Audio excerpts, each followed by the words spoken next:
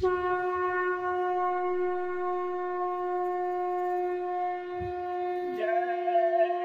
गुरुदेव, जय गुरुदेव।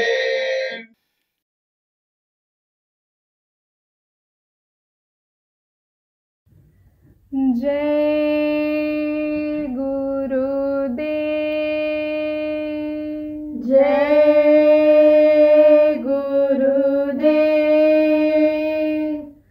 मुक्ति का कोई तो जतन कर ले, मुक्ति का कोई तो जतन कर ले।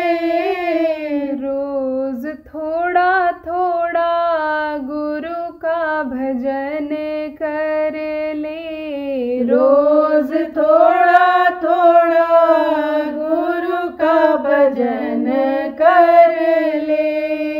भक्ति करेगा तो बड़ा ही सुख पाएगा, भक्ति करेगा तो बड़ा ही सुख पाएगा। भक्ति से आत्मा का मैल छूट जाएगा, भक्ति से आत्मा का मैल छूट जाएगा। आत्मा के साथ साथ मन कर ले, आत्मा के साथ साथ मन कर ले। रोज थोड़ा थोड़ा गुरु का भजन कर ले, रोज थोड़ा थोड़ा गुरु का भजन कर ले। मुक्ति का कोई तू जतन कर ले, मुक्ति का कोई तू जतन कर ले। रोज थोड़ा थोड़ा गुरु का भजन कर ले, रोज थोड़ा थोड़ा गुरु का भजन कर ले। संगत करे अच्छे लोगों की, संगत कर अच्छे लोगों की। दवा मिल जाएगी सभी रोगों की, दवा मिल जाएगी सभी रोगों की। जिंदगी को अपनी चमन कर ले, जिंदगी को अपनी चमन कर ले। रोज थोड़ा थोड़ा गुरु का भजन कर ले, रोज थोड़ा थोड़ा गुरु का भजन कर ले। मुक्ति का कोई तो जतन कर ले, मुक्ति का कोई तो जतन कर ले। रोज थोड़ा थोड़ा गुरु का भजन कर ले, रोज थोड़ा थोड़ा गुरु का भजन कर ले। जय गुरुदेव, जय गुरुदेव।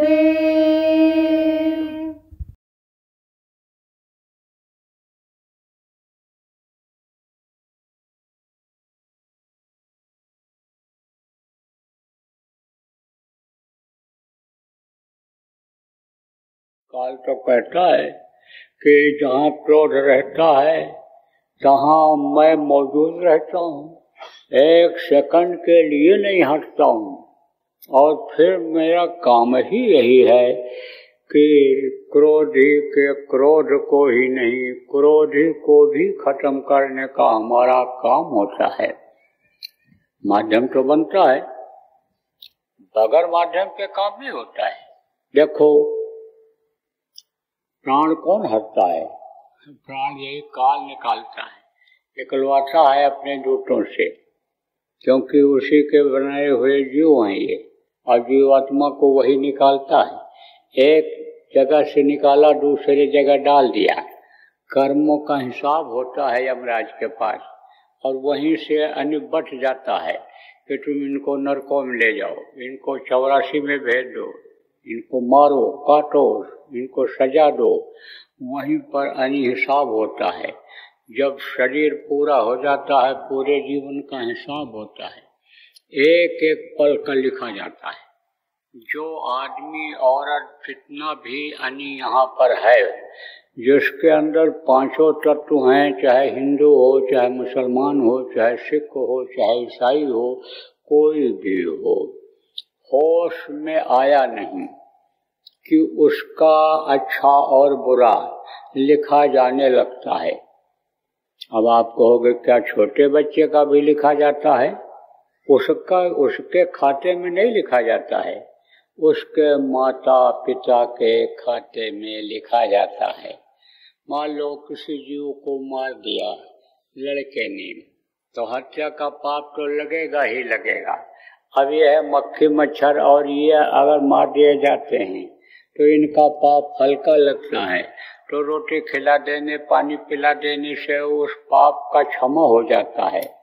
लेकिन आदमी को मार दिया, तो आदमी मारने का पाप का क्षमा नहीं होता है। तो मान लो अगर किसी बच्चे ने ही यानी गोली चला दिया, कोई मर गया, सीख लिया उसने कैसे यानी गोली चलाते हैं, छोटा बच्चा अनजान है, नहीं पता है, मार दिया, मर गया, तो मानो हत्या का पाप तो लगा, आदमी मारने का पाप तो लगा। तो किसको लगेगा?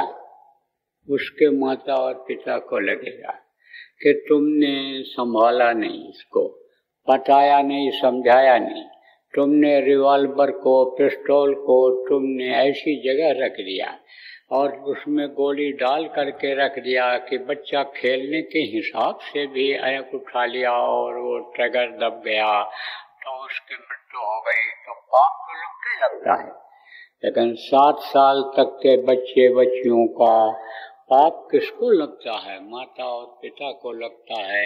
लेकिन 7 साल के बाद बच्चे होशियार हो जाते हैं, जानने समझने लगते हैं, और इस समय तो युग का प्रभाव है, 5 साल से ही जानने लग जाते हैं सब। जवान आदमी को नहीं मालूम होगा, पढ़ा लिखा को, जो गूगल में देख करके, मोबाइल में देख करके लड़के सब सीख जाते हैं, बता देते हैं कौन से पिक्चर में कौन सा हीरो है, कौन हीरोइन है, कौन साइड हीरो है, सब बता देते हैं। तो कहने का मतलब ये है कि जब जानकारी हो जाती है और जो भी कर्म बनते हैं, हाथ पैर आँख कान मुँह से, जो भी शरीर से बनते हैं, वो सब नोट होता चला जाता है। उसका कंप्यूटर कभी भी बंद नहीं होता, उसका बही खाता कभी भी बंद नहीं होता है, उसमें बराबर कलम चलती रहती है, प्रिंट वो होता रहता है। जैसे पहले के समय में टेलीग्राफ होता था, टेलीग्राम लोग करते थे, यहाँ दबाते थे, वहाँ ऐसे लिख जाया करता था, इसी तरह से उसका रहता है। तो कर्मों के अनुसार उसे सजा देता है, और कोई न कोई बहाना बनाता है काल, शरीर को खाली कराने का कोई न कोई बहाना बनाता है। बोले भाई क्या हो गया था, मर गए, कैसे हुआ, क्या हुआ? अरे भाई रात को पेट फूला, गैस बना, और सुबह तक चले गए, सवेरा नहीं देख पाए। बोले क्या हो गया था भाई? अरे बिल्कुल ठीक थे, अचानक तेज बुखार आया, बुखार ने जान ले लिया। ये नहीं कहता है, कोई कहता है कि काल ने उठा लिया, ले गया हो। एक राजा जा रहा था घूमने के लिए, राजा लोग पहले जाते थे घूमने के लिए, देखने के लिए प्रजा का हमारे हाल क्या है। तो गया जंगल में, तो देखा कि एक यानी भैंसा आ रहा है। राजा यानी थोड़ा छिप गए, जैसा मैंने आपको बताया था कि सींग वाले से कम 30 कदम दूर होना चाहिए। छिप गए, लेकिन उनको ऐसा लगा जैसे हम ही को मारने आ रहा है, तो छिप गए। तब तक उधर से एक शेर आया, लगाया छलांग और भैंसे को मार दिया, और मार करके और फिर आप ये समझो एक सांप बन गया। अब वो सांप चल पड़ा, राजा भी पीछे पीछे चल पड़े कि देखें ये कौन है, कहाँ जा रहा है। अभी तक तो शेर था, अब ये सांप बन गया, कहाँ जा रहा है। क्या उधर नदी के किनारे नावें लगी थी, लोग बैठ रहे थे, जा रहे थे। तो एक नाव में सांप चढ़ गया, चल चुकी थी नाव, चल चुकी थी, और उसी में बैठ गया। अब जब सांप उस पर चढ़ने लगा तो नाव ऐसे डगमगाई, बैलेंस बिगड़ा नाव का। उसी में से नाव में से कुछ आदमी नदी में गिर गए। अब जल्दी जल्दी नाव भगाने लगा सांप के डर से। सांप फिर उसी में छुप गया। फिर लोग देखने की कोशिश किए किधर गया, क्या गया। तब तक नाव जल्दी जल्दी खे करके पहुंच गया नाविक, यानी किनारे लगा दिया नदी पे। बस सांप उसमें से निकला और लोगों से जैसे ओट हुआ तैसे ही एक सुंदर लड़की बन गया। अब वो जवान लड़की सांप बन गया, और राजा पीछे पीछे दूसरे नाव से यानी जा ही रहे थे। अब जल्दी जल्दी पहुंच गए। राजा देखा कुछ दूर पर वो लड़की आगे जा रही, पीछे राजा जा रहे हैं छिपते छिपते किसी तरह से। आगे जाने के बाद एक कुआं था, कुएं के पास पेड़ था, उसी पेड़ के नीचे वो लड़की, सुंदर लड़की गई, बैठ गई, जो यानी औरत के रूप में थी, जवान लड़की थी, और बैठ गई। तब तक उधर से 2 भाई फौज में थे, छुट्टी पर दोनों साथ में घर आ रहे थे। उसी कुएं पर रुके पानी पीने के लिए। जगह जगह पौशाले बने रहते थे, कुआं बना रखते थे लोग, उसी में बर्तन डाल दिया करते थे, लोग पानी निकाल कर पीते, हाथ पैर धोते, नहाते धोते, पेड़ के नीचे आराम करते और आगे बढ़ जाया करते थे। तो जब वहां पहुंचे तो थोड़ी देर तो ऐसे रुके, देखा एक औरत बैठी है, चलो बैठी होगी, ठीक होगी, वो भी क्या आने जाने वाली होगी, बैठी होगी। तो एक भाई ने कहा कि भाई देखो ऐसे क्या पानी पिया जाएगा, कुछ खा के पिया जाए। तो देखो देखो यहाँ कुछ मिल जाएगा। पास में आबादी थी, लोगों की झोपड़ियां बनी थी। तो वो चला गया खोजने के लिए। अब वो औरत आई और जो भाई रुक गया था उससे लगी बात करने और उसको अपने प्रेम जाल में फंसा लिया। और दोनों ने ये तय कर लिया कि हम भी शादीशुदा नहीं हैं और तुम भी नहीं हो, तो शादी क्यों न कर ली जाए। दोनों की शादी भी तय हो गई। तब तक वो भाई गुड़ लेकर के आया थोड़ा सा। इसने देखा तो कहा रे ये गुड़, सोचा गुड़ कैसे खिलाएंगे इसको, अब तो ये हमारी होने वाली पत्नी है, तो इसको तो कुछ बढ़िया चीज लाकर खिलाया जाए। तो कहा कि देख तू रहे हैं, हम जाते हैं लाते हैं। तो अब वो चला गया खोजने के लिए। तो वो औरत क्या करती है, दूसरे भाई से आने प्रेम कर लेती है और उससे भी यही तय कर लेती है कि शादी आप हमसे कर लो। अब दोनों की शादी तय हो गई। जब लौट करके आए तो जब वो आए तब कहे कि देख कैसी रहेगी ये तेरी भाभी? उन्होंने कहा भाई साहब ये भयो कैसी रहेगी आप? वो दोनों आपस में बातचीत में लड़े। वो तो अपनी पत्नी बता रहा है, या अपनी पत्नी का इशारा कर रहे हैं। और हुआ क्या कि फौजी तो थे ही दोनों, कहाँ झुकने वाले? फौजी कहाँ झुकने वाले होते हैं? वो तो मार काट करके ही लौटते हैं, जान भली चली जाए। अरे तो हुआ उसी में मलयुद्ध हुआ, फिर मारपीट हुई, काट पीट हुआ, दोनों खत्म हो गए। अब वो औरत चल पड़ी, उसका काम तो हो गया, आगे बढ़ गई। अब गई तो एक ब्राह्मण पंडित जी जिनको कहते हैं, तिलकधारी, चंदन लगाए हुए बढ़िया वेशभूषा उस समय जो चलती थी, कपड़ा पहन करके पंडित जी बन गई वही औरत। और वो आगे जा करके एक पेड़ के नीचे रास्ते के पास पंडित जी बैठ गए। तब राजा ने कहा मौका अच्छा है। औरत से पूछना ठीक नहीं था, इसलिए इनसे अब पूछना ठीक है। तो गए राजा, कहा महाराज आप बताओ आप हो कौन? मैं बहुत देर से आपके पीछे पड़ा हूँ और आपकी विद्या को, आपकी कला को मैं देख रहा हूँ, और आप रूप बदल रहे हो, आप हो कौन? तब उन्होंने कहा देखो मैं काल हूँ, मैं किसी को नहीं छोड़ता हूँ, और जब जिसका समय आ जाता है उसका प्राण मैं हर लेता हूँ, किसी न किसी रूप में उसको खत्म करता हूँ। और इस लीला को तुम देखते चले आ रहे हो, मैं काल हूँ। काल किसी को नहीं छोड़ता है, और हम आप काल के देश में हैं।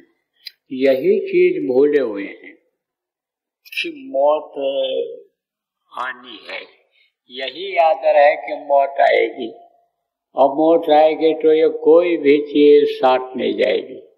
घर मकान ये सब आज जो लोग सगाई पटाई किए हैं, सजावट कर रहे हैं, दीपक जला रहे हैं, लक्ष्मी को बुला रहे हैं, ये लक्ष्मी, और ये जो हीरा मोती सोना चांदी, ये जो खरीद फरोख्त अभी हुई है, ये कुछ काम आएगी?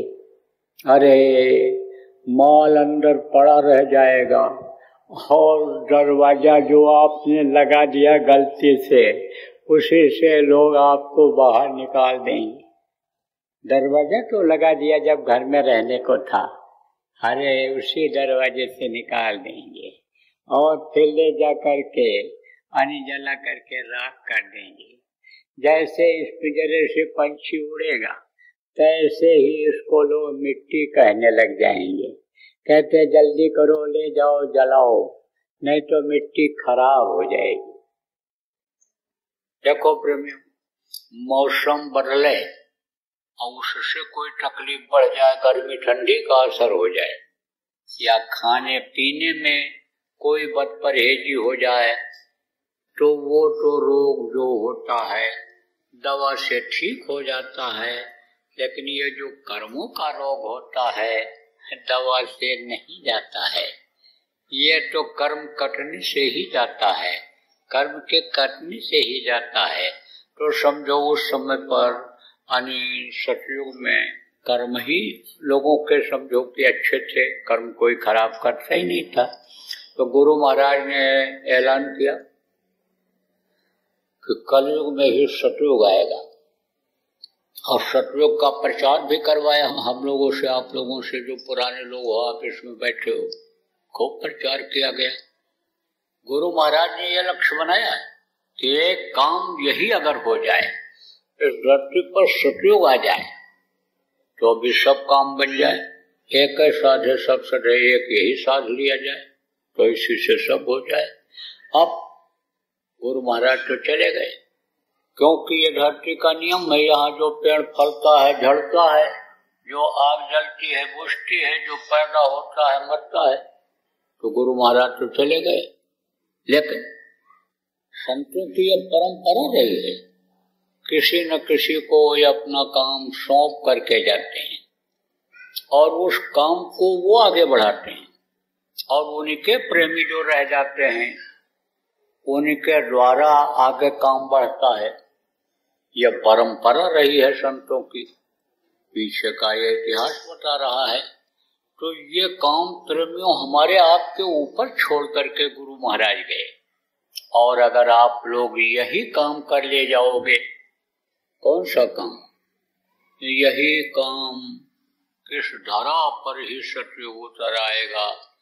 देश वालों नया एक संदेशा सुनो, इस धरा पर ही सतयुग उतर आएगा। इस धरा पर ही सतयुग का प्रादुर्भाव अगर आप लोग करा दो सब लोग मिलकर के, तो सारी समस्याएं सुलझ जाएंगी। अब सवाल यह है कि एक गद्दी पर दो राजा बैठ नहीं सकते हैं। एक राजा हटेगा तभी दूसरा बैठेगा। एक अफसर जब कुर्सी छोड़ेगा तभी दूसरा अफसर उस पर बैठ पाएगा। तो कलयुग जाएगा नहीं तो सतयुग आएगा कैसे? अब कलयुग अगर नहीं जाएगा तो समझो कि सतयुग का आने का जब समय हो जाएगा, तो जैसे इस समय पर गद्दी से उतार दिए गए, बंगला नहीं खाली कर रहे हैं, तो जबरदस्ती बंगला खाली कराया जाता है लोगों का। अफसर का उतर गया, बंगला नहीं खाली करेगा तो जबरदस्ती खाली कराएंगे। ऐसे जबरदस्ती कुर्सी हटाई जाएगी, कुर्सी से हटाया जाएगा। और उस समय पर जब वो कुर्सी से हटेगा, तब जैसे किसी को घर से निकाला जाने लगे तो अपना कीमती सामान लेकर के जाएगा। देखो आग लगती है तो बहुत से लोग जो धन के लोभी होते हैं वो लोग क्या करते हैं, अपना कीमती सामान रुपया पैसा जेवर समेटने में लग जाते हैं और उसी में झुलस जाते हैं।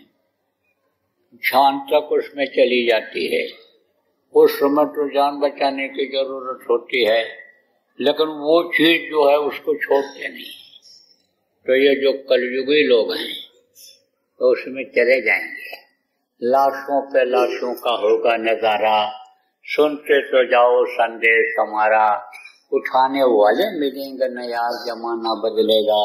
यह सब प्रार्थनाएं पहले गाई जाती थी, बोली जाती थी, चेतावनी के रूप में, दोहा चौपाई के रूप में, किस्सा कहानी के रूप में। महात्मा और महात्मा के भक्त, संत और संतों के भक्त लोगों को समझा बता करके और असली चीज का भान ज्ञान कराते रहे हैं।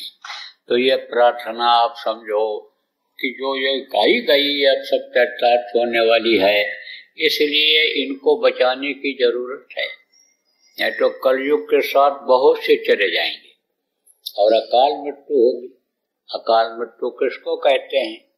बगैर समय पूरा किए हुए और मृत्यु हो जाए, शरीर छूट जाए, बगैर उम्र पूरा किए हुए।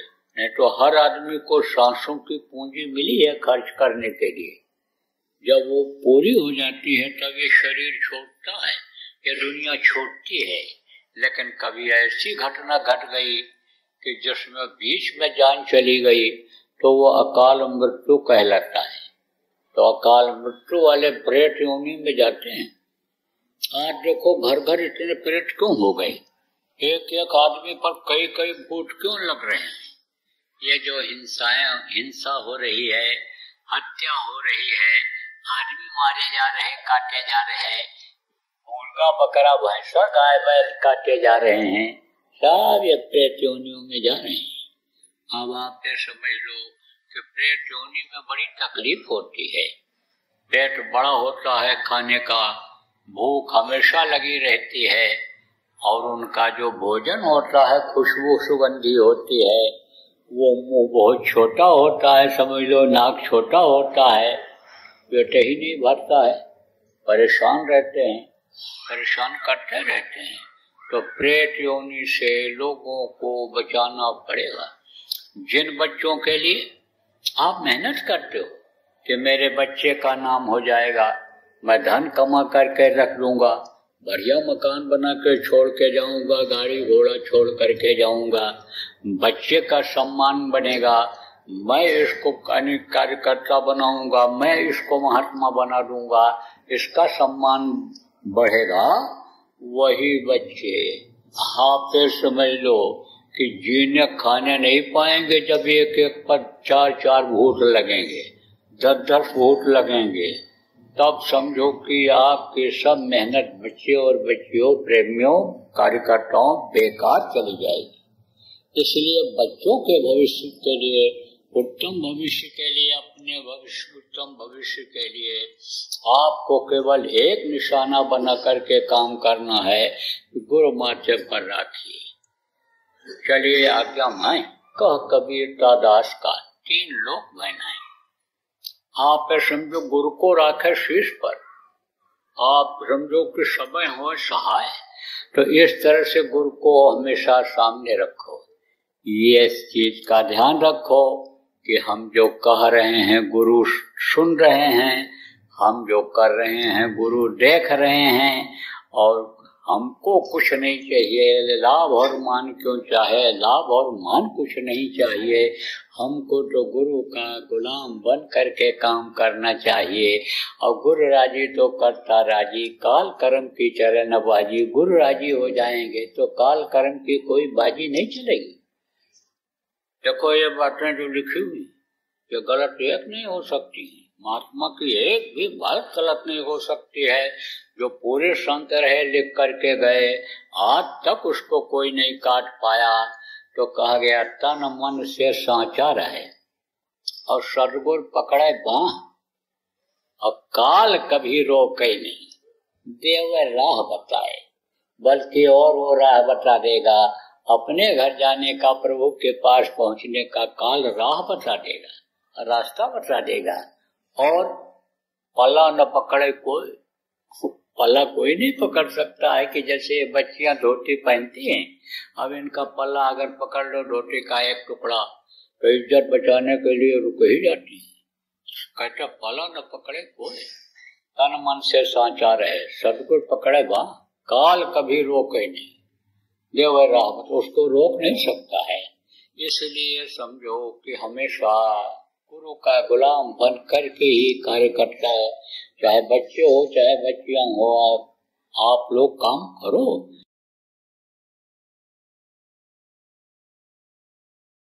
अगर ध्यान नहीं दोगे आप लोग, तो आज आपको बता के जा रहा हूं यहाँ हाथिन अन्य समय लोग कन्नौज जिला के इस स्थान पर, कि अगर लोग ध्यान नहीं देंगे तो कुछ समय के बाद यही नौजवान देश के 50% यानी 100 में 50 नौजवान ये पागलों जैसे दिखेंगे, नशे की आदत में पड़े दिखेंगे इधर उधर।